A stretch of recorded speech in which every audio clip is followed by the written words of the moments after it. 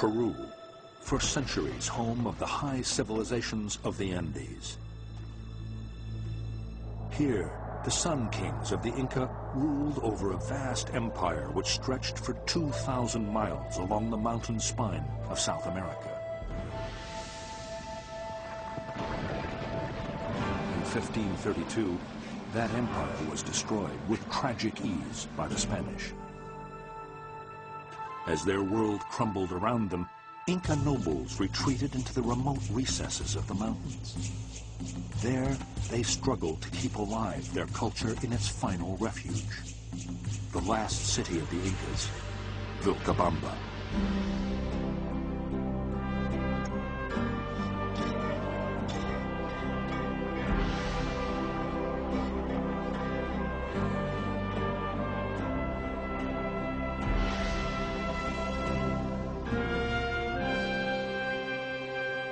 This is the story of two men lured by the siren call of that last Inca hiding place. One to rediscover it, the other to destroy it forever.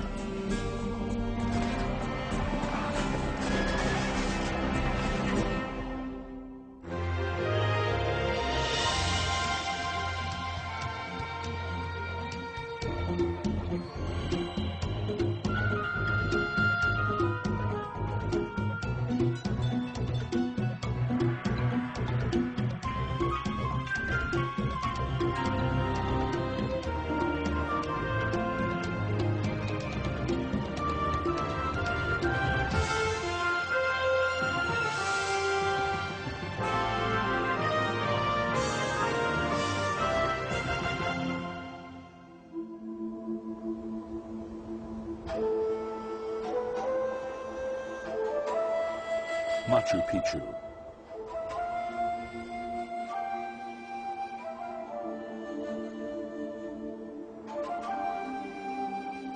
For centuries, this spectacular Inca citadel lay forgotten, hidden by the plunging ravines and coiling mists of the mountain cloud forest.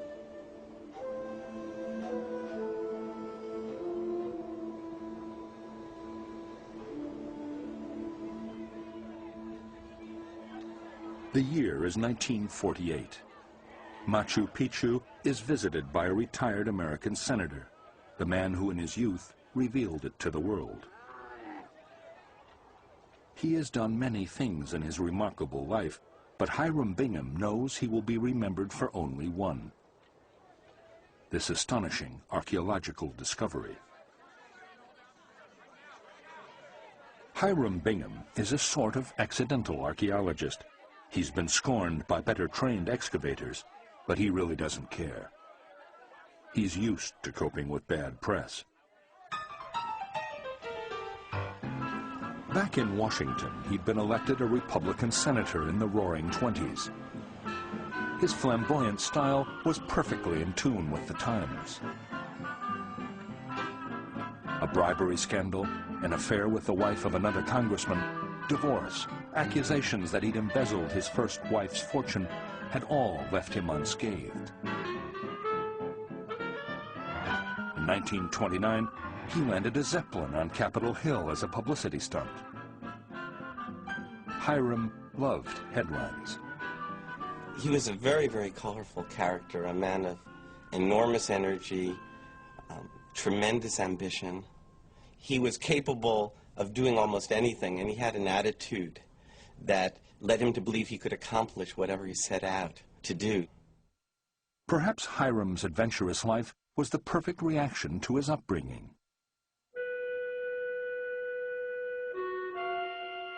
Born to pioneering Christian missionaries in the Hawaiian Islands, Hiram was raised for a life of Puritan austerity.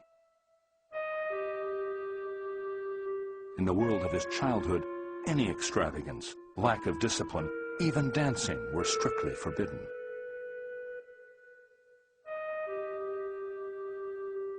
Not surprisingly, Hiram was eager to escape. Resourceful and intelligent, he saved and studied to get into school on the mainland. Before long, he was headed for Yale.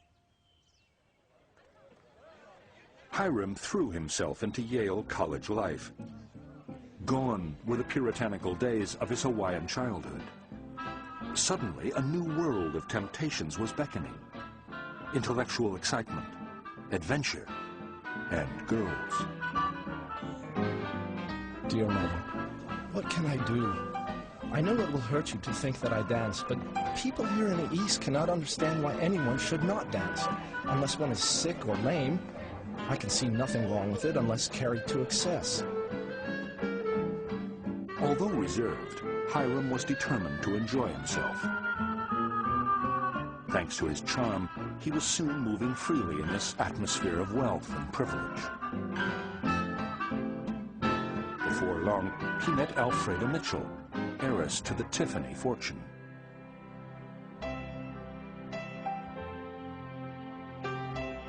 Alfreda was irresistible, wealthy, and from the high society Hiram was now determined to be a part of. In 1900, 2 years after they first met, Hiram and Freda were married at the Mitchells' grand estate in New London.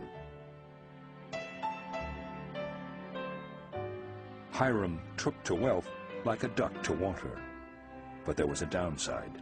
There was obviously an economic asymmetry.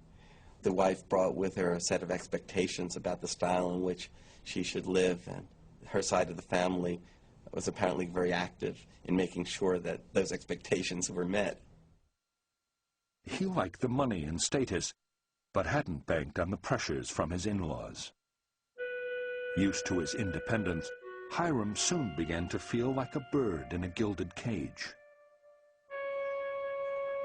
He had every prospect of a professorship at Yale, but before long, university life too started to feel suffocating.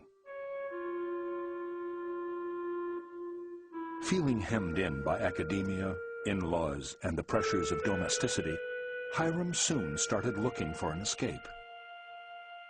He decided field research for a book about Simón Bolívar would be his ticket to some adventure.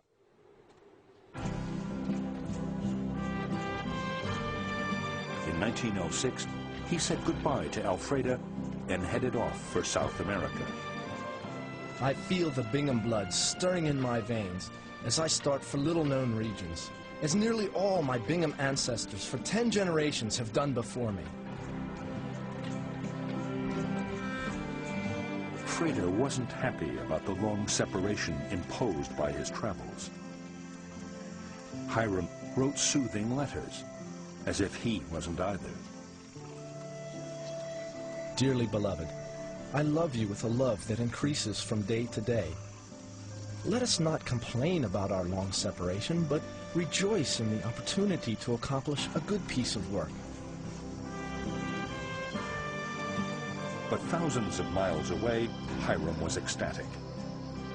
He may have missed Alfreda, but at last he had found his true calling, adventurer. It was through the actual process of travel that he began to realize that exploration rather than documentary research was what really drew him. Bingham abandoned his academic research to write a book about his travels.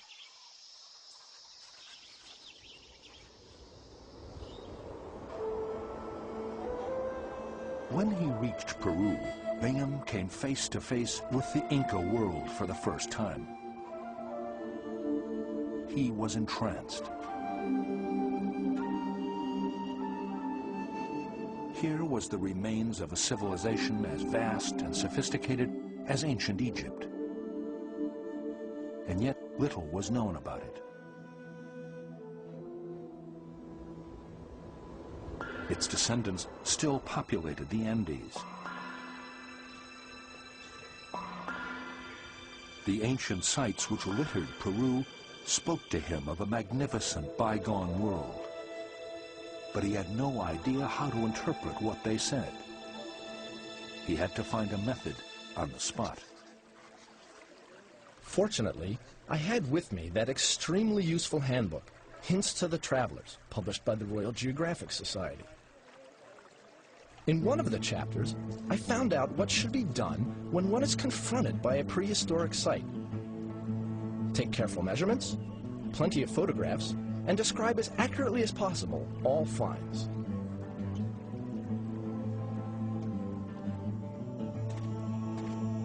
He was soon eagerly examining Inca sites all over Peru.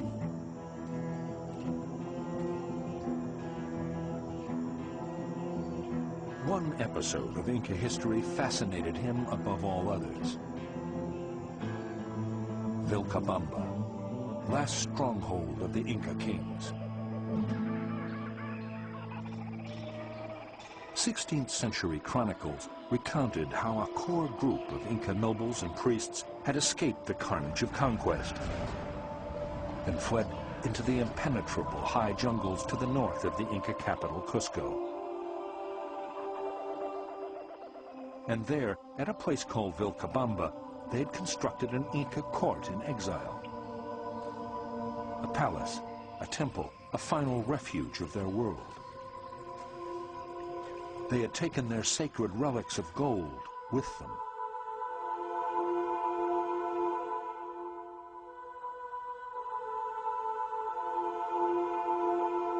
Many had been lured by the accounts of Vilcabamba and gone in search of it. None had ever succeeded in finding it. Perhaps the relics and the gold were still there, hidden in the jungle, waiting to be discovered. Hiram was spellbound. It was a treasure seeker's dream. Suddenly, Hiram saw a fantastic adventure opening up before him. He would discover Vilcabamba, lost city of the Incas, and unearth its hidden treasures.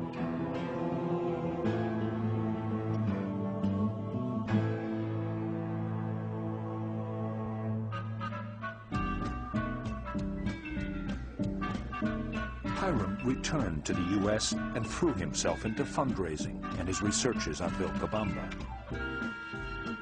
He pored over maps and chronicles of the conquest. Based on these, Hiram made meticulous calculations of where Vilcabamba must be. After months of research, he was certain. The last refuge of the Incas had been in a remote place now called Espiritu Pampa. Now, all he had to do was raise the money for the expedition. He was too proud to be totally bankrolled by his wife's family. We went down to the Yale Club in New York City and he gave a speech, and a number of the people came forward. When they saw the pictures of his earlier travels, they became very excited. Last night, a classmate, of whom I have seen very little, came over and talked with me. When I told him about my plans and how I needed $1,800 to pay for a topographer, he smiled and said, $1,800? I'll give you that. I could have shouted with joy.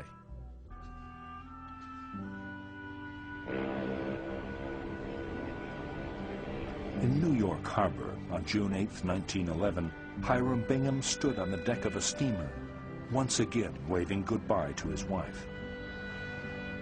This time, it was harder. They had just had another son, Hiram IV. I shall never forget how you looked as you stood on the wharf with Harry. So brave and courageous, and yet so little and so appealing. It did seem too cruel for words that I should be leaving you all alone.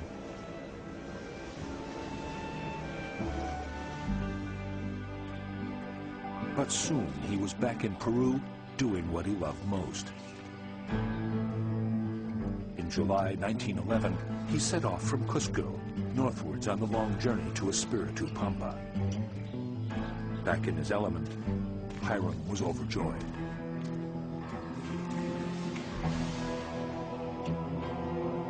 He was also extraordinarily lucky. After less than 3 weeks easy trekking down a newly opened road, a local farmer told him about some old stone terraces on a mountain nearby. Hiram asked the man what the place was called. He scribbled down the answer in his notebook: Machu Picchu. He decided to have a quick look at it the next day. A young Indian boy led the party up onto a plateau a few hours away. Hardly had we rounded the promontory than we were confronted by an unexpected sight. A great flight of beautifully constructed stone-faced terraces, perhaps 100 of them.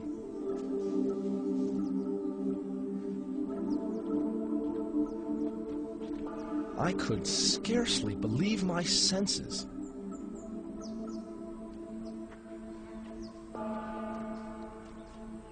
Would anyone believe what I had found?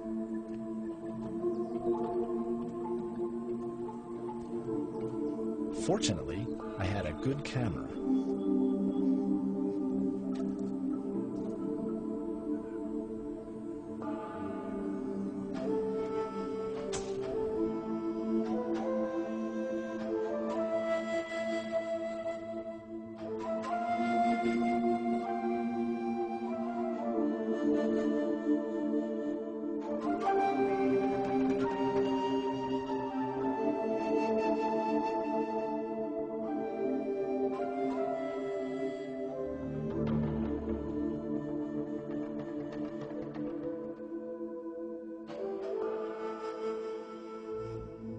He knew he'd found an Inca ruin of exceptional beauty, but I think because of his lack of experience, he didn't fully appreciate how unique the discovery was.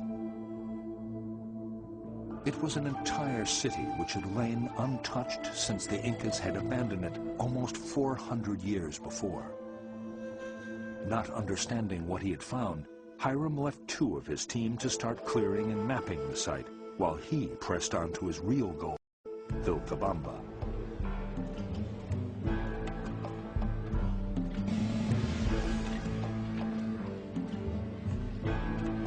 He forged on northwards,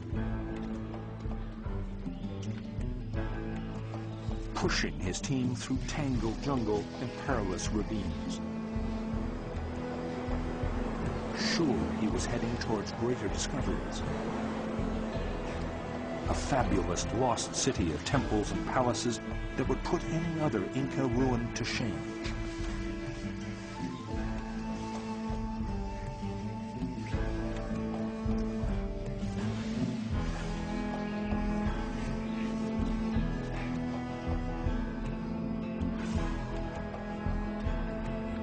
Finally, after weeks of arduous trekking, he approached the area where he knew Vilcabamba must be.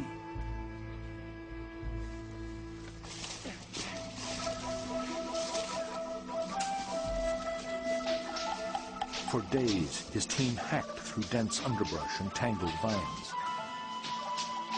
To their great astonishment, they found nothing. Espiritu Pampa was a desolate upland plateau with a few unimpressive stone foundations and a lot of dense jungle. It was a far cry from the magnificent city Bingham had imagined. He was disappointed and confused. Could this be Vilcabamba? Or had his calculations been wrong? A perplexed Hiram turned back the expedition. The men were exhausted and supplies were running out. As his team trudged back to civilization, morale hit rock bottom. I often wonder, why under the sun I picked out a career that would force me to spend so much of my time away from my dear ones. The future is not clear to me. As Hiram headed back to the U.S. and Alfreda, gloom and uncertainty hung over his whole project.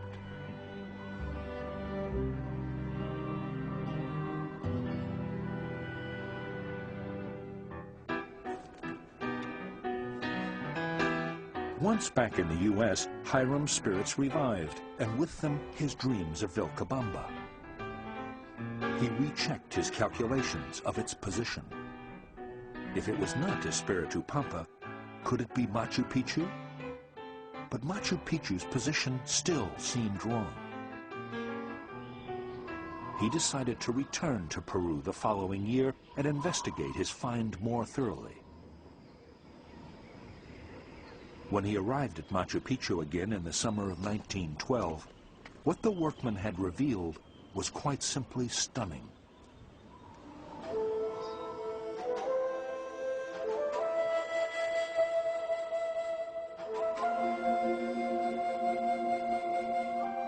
It clearly was some sort of city. Its size, its spectacular location, its magnificent terracing, all made him sure it was a royal city. No one but a king could have insisted on having the lintels of his doorways made of solid blocks of granite, each weighing 3 tons. What a prodigious amount of patient work had to be employed. Overcome with excitement, Hiram immediately began to speculate that this must be the last refuge of the Inca kings. Even if the location was wrong, everything else was so right. Here, in this breathtaking hideout, the Inca rulers had surely sheltered the last remnants of their world.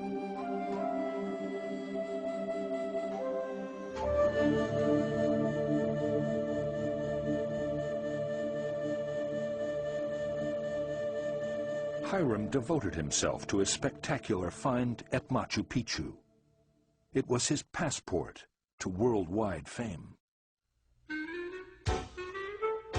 National Geographic devoted an entire magazine issue to Bingham and his work in Peru.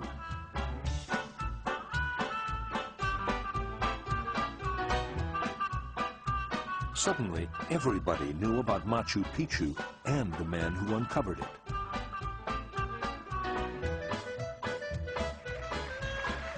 At a special National Geographic Society dinner, he was honored along with the world-renowned discoverers of the North and South Poles.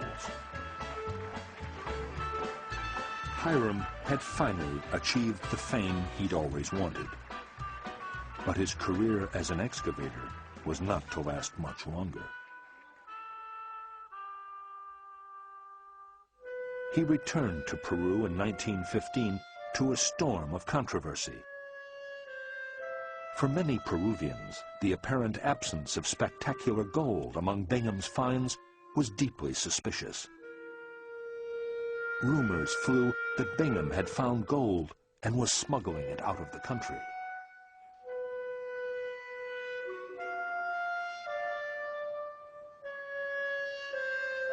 Fed up, fearing arrest, Hiram packed and left Peru.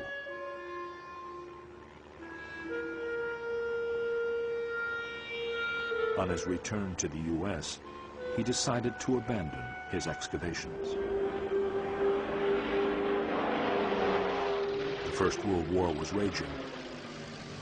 He signed up as an aviator. World War I offered him a very convenient way of extricating himself from what had become an intractable situation in Peru. He could honorably say that the world needed him to become involved in the military effort, that as a patriot, he should do that.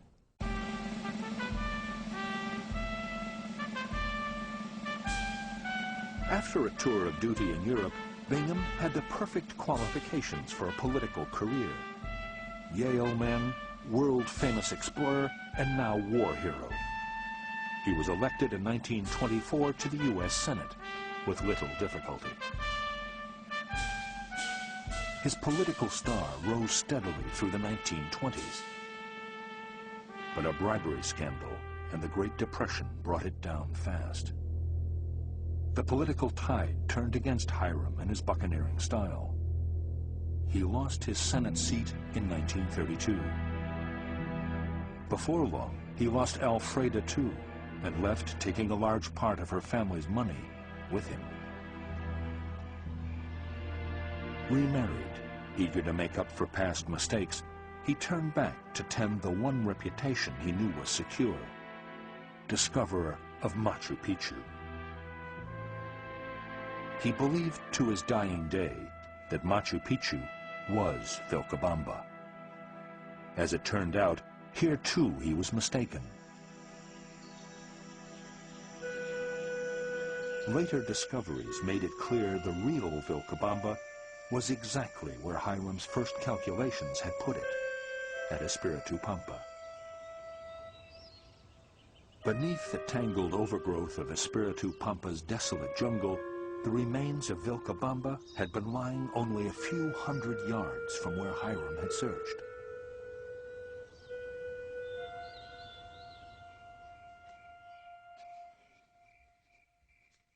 Determined to dispel any lingering doubts that Machu Picchu was not the last refuge of the Incas, Hiram devoted many of the years up to his death in 1956 to his researches into Vilcabamba and its fall. His studies took him back to the 16th century. The blood-stained and tumultuous era of the conquest. And to a brilliant, chilling, now largely forgotten man who changed the course of Peru's history. Francisco de Toledo. Administrator of genius, passionate believer in the law, destroyer of Vilcabamba, killer of the last Inca king.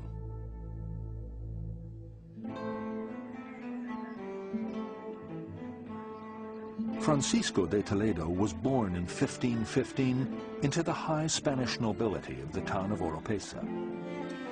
In the 16th century, you couldn't get much more privileged than this. Spain was the wealthiest and most powerful nation on earth. Its massive armies had subdued Muslims in the Middle East and Protestants in Europe's north. It was the powerhouse of the West. The recent astonishing discoveries of a whole new continent promised an inexhaustible supply of wealth, and it all belonged to Spain. This was the confident, aggressive, and opulent world Francisco was born into.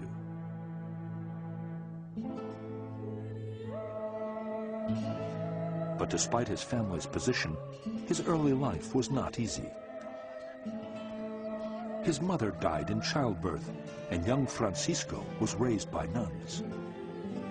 He grew up isolated in a world of austere Catholicism and fervent devotion. Young Francisco took on the qualities of the religious world that shaped him.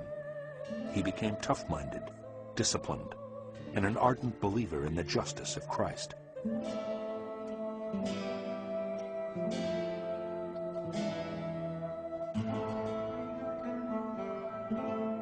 His family had always been loyal servants of the Spanish crown, so at 15, Francisco became a page at the royal palace.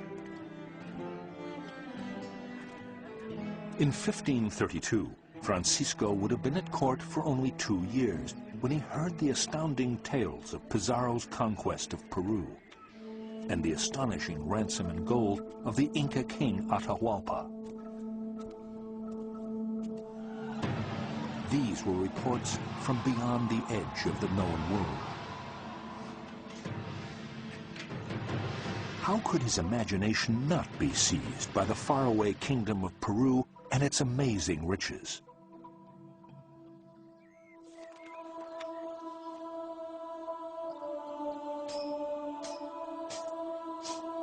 Francisco joined a religious and military order at the forefront of Spain's expansion. He took the necessary vows and dedicated his life to Christ, Spain, and the law.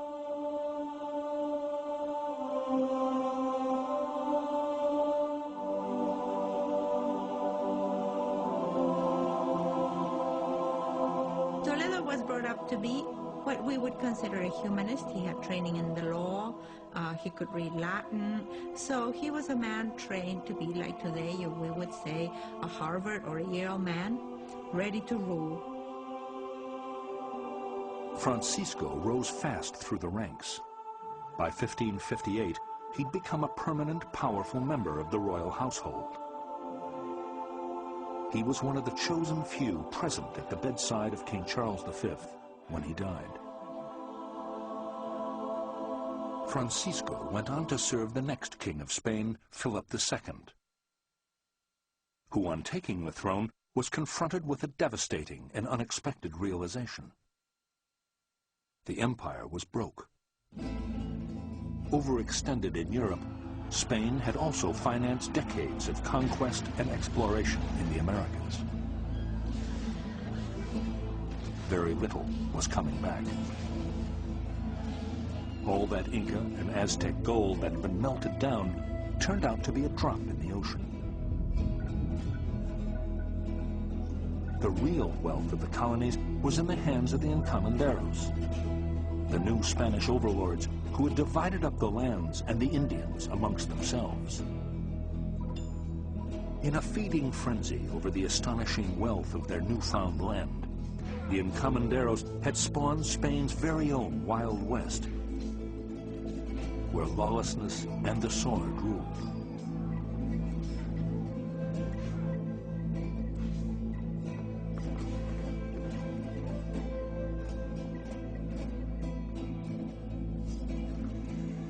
They were busy making themselves rich and not paying tribute to the crown.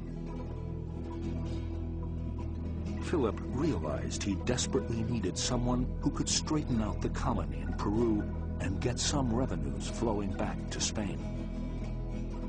That man, he decided, was Francisco de Toledo.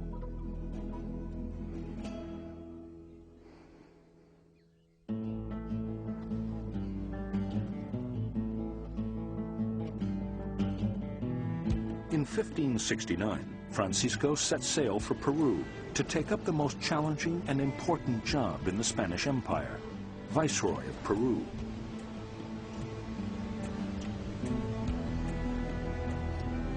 The grueling journey took almost an entire year across the barely charted waters of the Atlantic, and then down the Pacific coast of South America to Peru.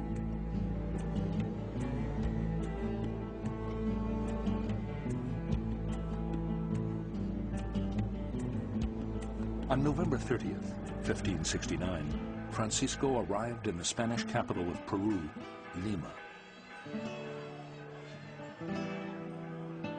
Anxious for his favor, the local encomenderos gave him an enthusiastic welcome.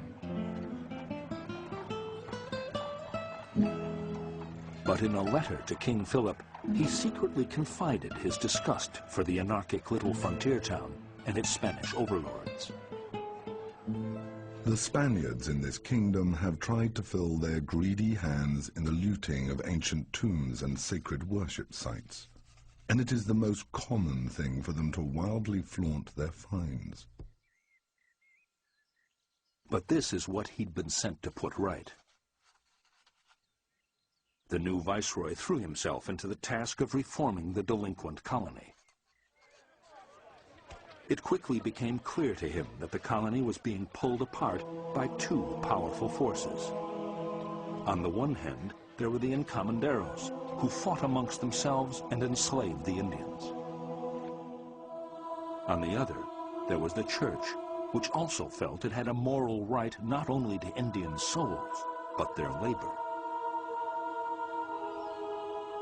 The whole colony was feeding itself on Indian toil and Indian ignorance.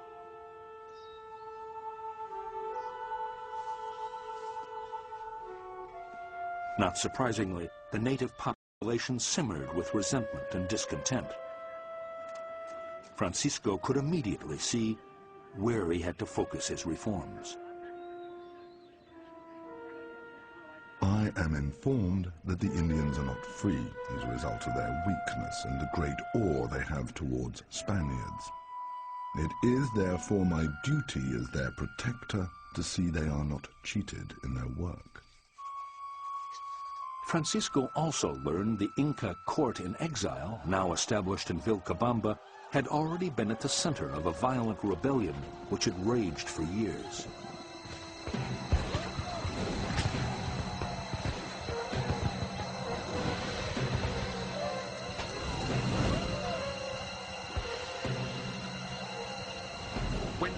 Francisco arrived to Peru, he was sympathetic to the Incas. On the other hand, there had been this famous uprising of the Incas. The Incas had retired to Vilcabamba, and they were threatening the whole process of the conquest. Francisco had to somehow introduce order into this volatile and chaotic situation. He realized he could never put things right unless he came to understand it in greater depth. So he proposed something that, for the time, was absolutely remarkable. A research trip to find out at first hand what was happening in the colony. I saw clearly that I would not be able to govern the Spaniards or the Indians with the zeal that I had for serving God or your Majesty unless I saw the land, traveled through it, and inspected it. It was what we would do today in a social survey. It was completely innovative. The government up to that point was based on brutality and the use of arms. What Toledo proposes is government based on knowledge, which makes him a man ahead of his time.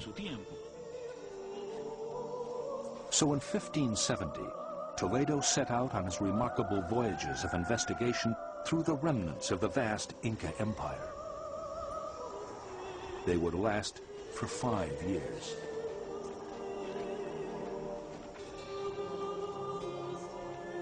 With translators and scribes, he traveled from one end of the colony to the other, interviewing Indians and Spanish alike, collecting data on population, land holdings, resources, and local history.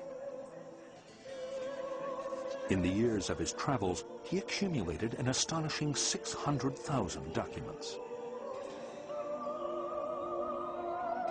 As Francisco listened to Indians talking, he understood the magnitude of their catastrophe. Not only had they been subjected to the encomenderos, but they were dying by the hundreds of thousands. A series of devastating epidemics of European diseases to which they had no resistance had already wiped out over half the Indian population of Peru.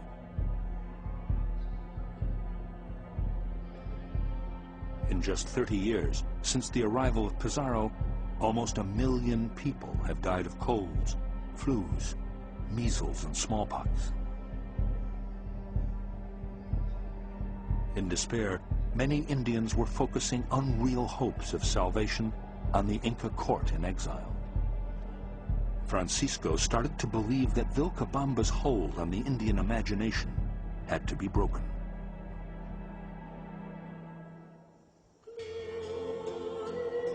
Francisco traveled on. In the course of his research, he covered all the territory from what is now Quito in Ecuador to Bolivia. And as he traveled, he learned something else. The Inca Empire had been composed of many different tribes. The Incas were just one of them who had come to dominate the others only recently, about 100 years before the arrival of the Spanish. Just like the Spanish, they had waged fierce war to conquer the country.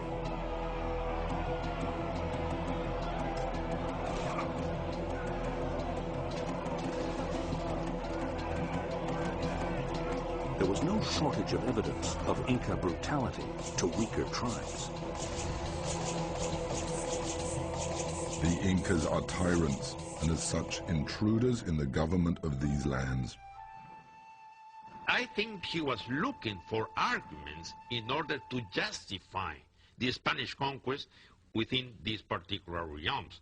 And he saw that the excuse could be to blame the Inca people as being tyrants, as being dictators, as being people who had imposed themselves with force on the populations they had conquered, in order to present the Spanish conquest as a sort of liberating process. He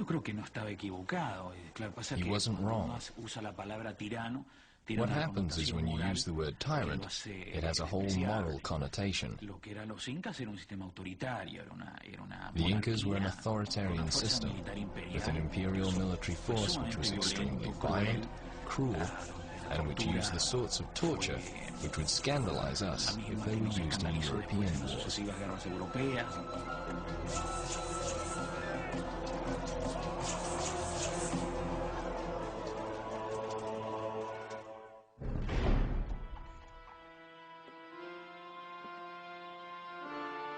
As Francisco pondered the realities he had discovered on his voyages, any doubts he might have had about the legitimacy of the Spanish conquest evaporated. With typical thoroughness, he came up with a plan which was brilliantly argued, utterly coherent, and totally draconian. His vision was of a great kingdom of stern justice in Peru. He would impose Spain's authority on the quarreling encomenderos and church alike.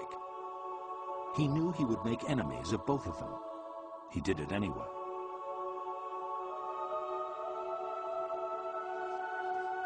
And he would totally reorganize the Indian world so that it could experience both the justice and authority of the Spanish crown. The Indians were to be resettled from their remote villages into more accessible towns, where they would pay taxes to Spain and be protected by her. And he would insist that as subjects of Spain, they had rights.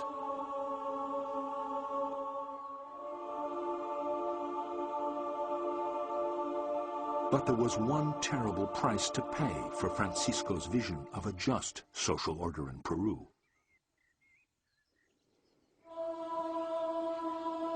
There would be no place for Vilcabamba. There could not be two kings in the colony. Vilcabamba and the remaining power of the Inca kings must be destroyed.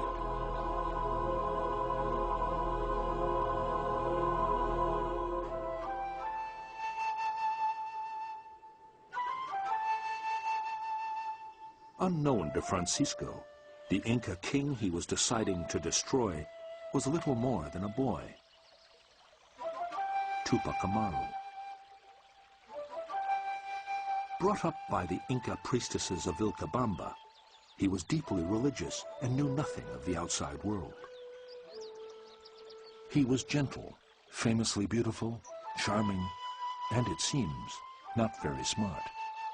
Tupac Amaru was very young when he was crowned Inca, and Tupac Amaru is referred as an uti, and uti is meant to be sort of not mentally retarded, but not the quickest, not the brightest. Tupac Amaru was a very young person. I don't imagine him as being very well politically trained. He was very young. He was just a symbolic figure. Tupac Amaru was an innocent, but that wasn't going to save him.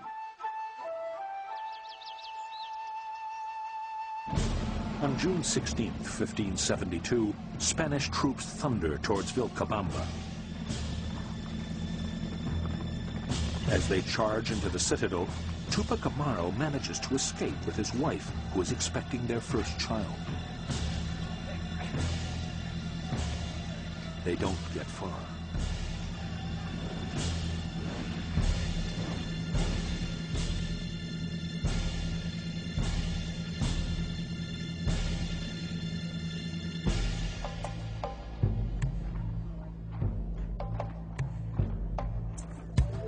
The bewildered young Tupac is dragged back to Cusco, and on September 21st, 1572, condemned to death.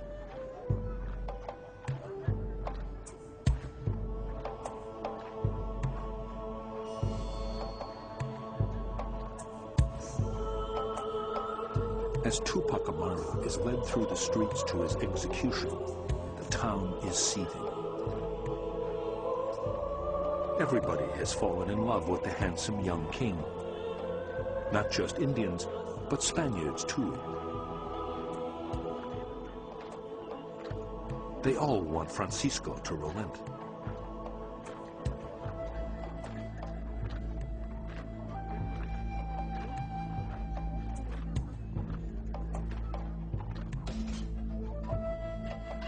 Francisco locks himself in his office and refuses to see anyone.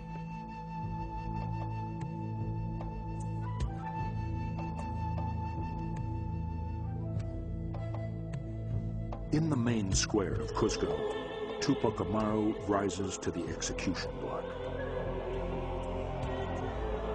An eyewitness records the scene. As the multitude of Indians saw that lamentable spectacle, they deafened the skies, making them reverberate with their cries and wailing.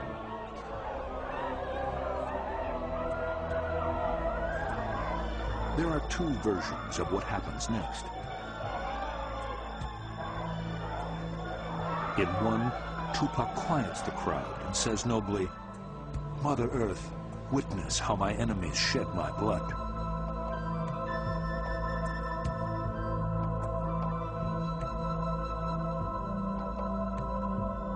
In another, he makes a rambling, tearful speech and renounces the Inca gods.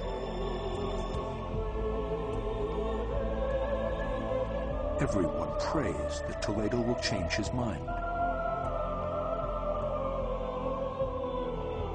But from Toledo's closed office, there is a resounding silence.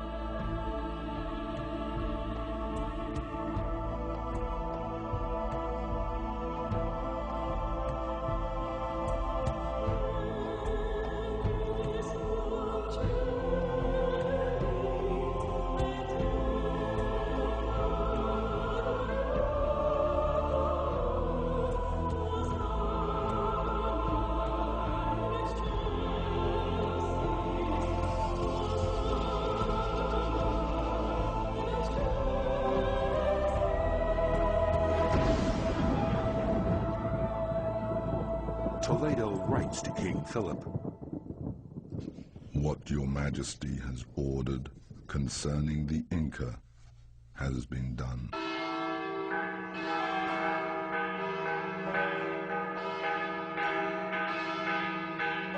But His Majesty has not ordered the death of Tupac Amaru, only a solution to the Indian problem. From this moment, the tide starts to turn against Francisco.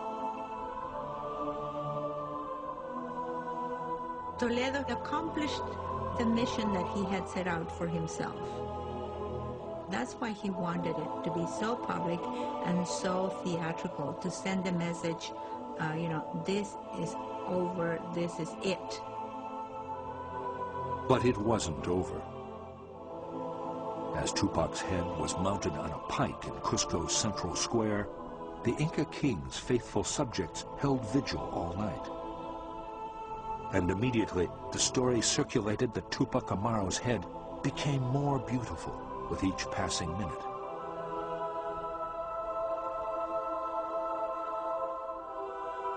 As the centuries passed, it became more beautiful still. Tupac Amaru was converted into a Christ-like figure of martyred innocence, the symbol of native resistance to oppression. For 500 years, almost every popular rebellion in Peru, from the great Indian uprisings of the 18th century, led by Tupac Amaru II, to the urban guerrillas of the late 20th century, have invoked his name. It's a tragic myth because everybody who invoked Tupac Amaru failed as well. Tupac Amaru II failed. The Peruvian Revolution of '68, which relied on the image of the two Tupac Amarus, also failed. As history turned Tupac Amaru into a tragic hero, it turned Francisco into a caricature of the cruel Spaniard. Forgotten were his stands for justice and the rights of Indians against the brutal exploitation of the encomenderos. He became famous for one thing: executing the innocent boy king, Tupac Amaru. Pasa que hay que ver quién escribe la historia. You've got to remember who is writing that history. The history of Spain was written by priests, the missionaries who hated Toledo. I think he held everybody to the same standards. In administrative terms, he did the right thing. In terms of his conscience, only he can tell.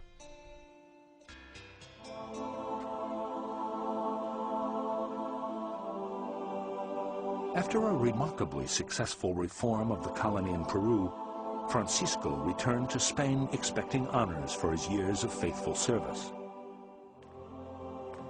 Instead, insults and disgrace were heaped on him. The church had worked its influence on Philip. The king, who he had served with such brilliance and devotion, dismissed Francisco without an audience. Go away to your house. I sent you to serve a king, and you killed a king.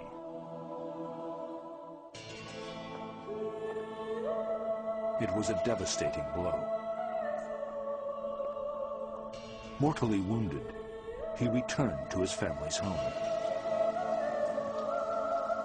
6 months later, Francisco de Toledo, 5th Viceroy of Peru, died a broken man. His stern vision of a realm of justice in Peru never came to be. The greed and corruption of the colony slowly reasserted itself. The Indians were exploited as never before.